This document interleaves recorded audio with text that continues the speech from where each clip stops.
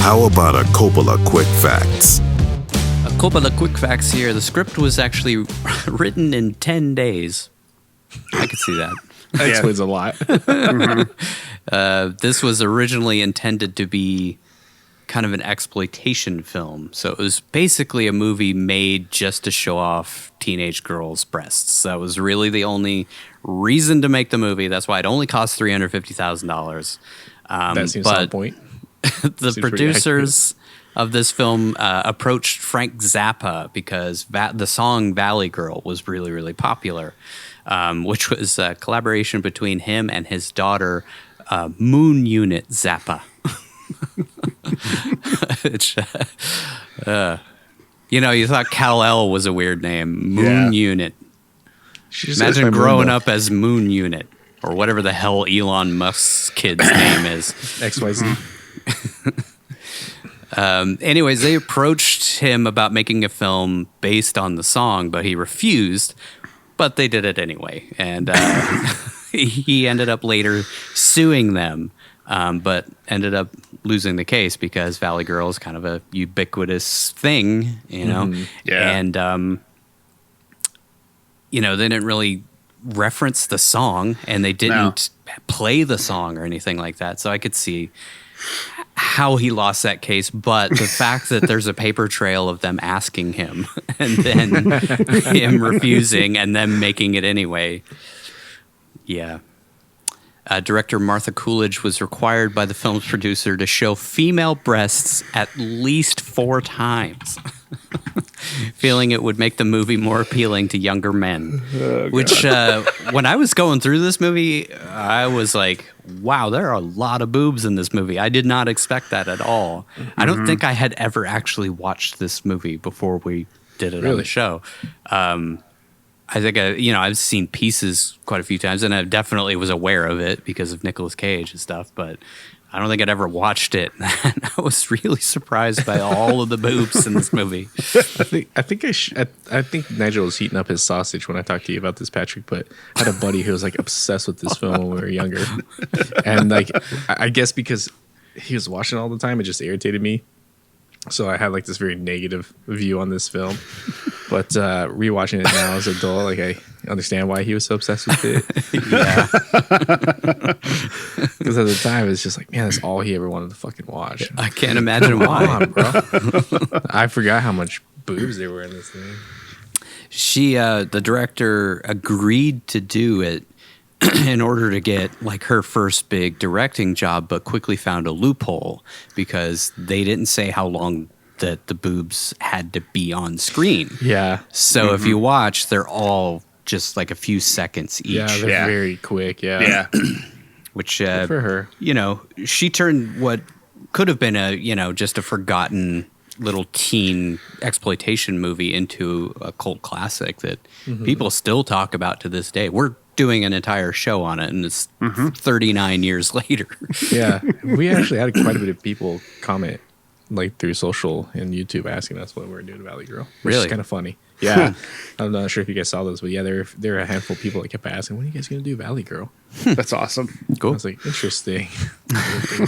So yeah, still remember this film. It's still an endearing classic. Enduring classic? I don't know.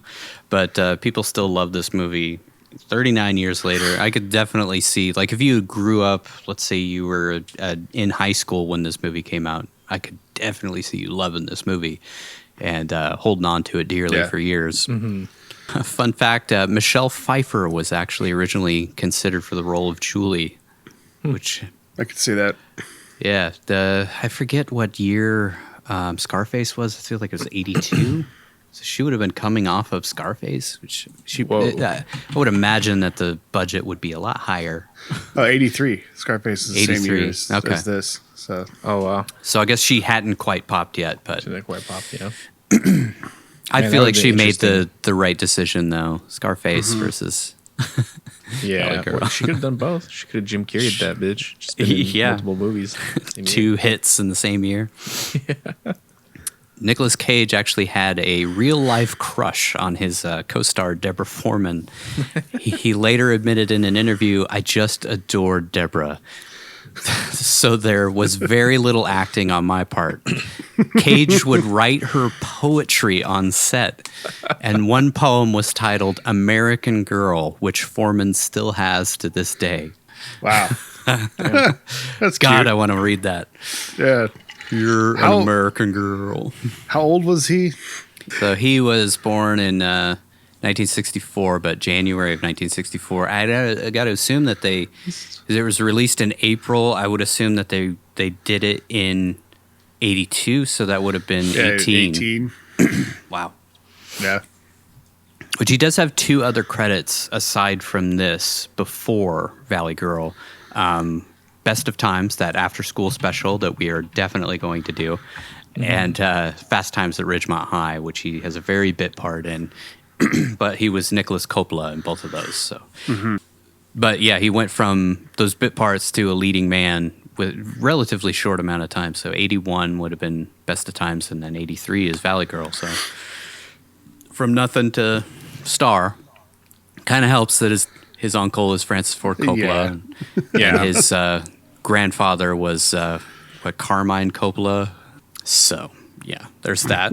But and then Talia Shire, and yeah. But he had the real talent to continue. He did have the talent, yes.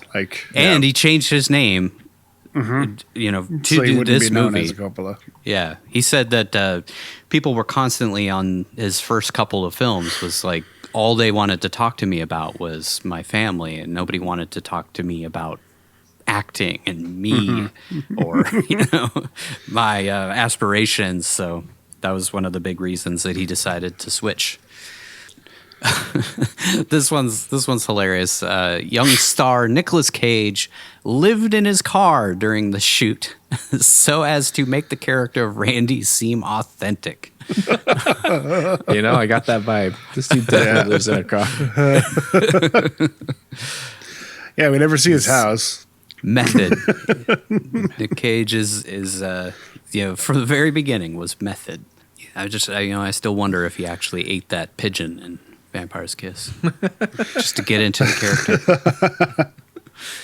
In the making of documentary on the 20th anniversary DVD, Elizabeth Daily, who, as we'll talk about, was Tommy Pickles on the Rugrats, also Buttercup from Powerpuff Girls, and of course Dottie from Pee-wee's Playhouse. She admitted that she had no idea how to talk like a Valley Girl, which I think she does the best Valley Girl in the movie. Yeah, I was going to say that's funny because I thought she was the best at it. Yeah.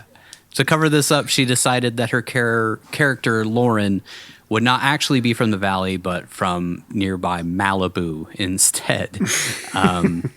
I don't think is actually referenced at any time, but maybe that was just her headcanon of her character. Yeah.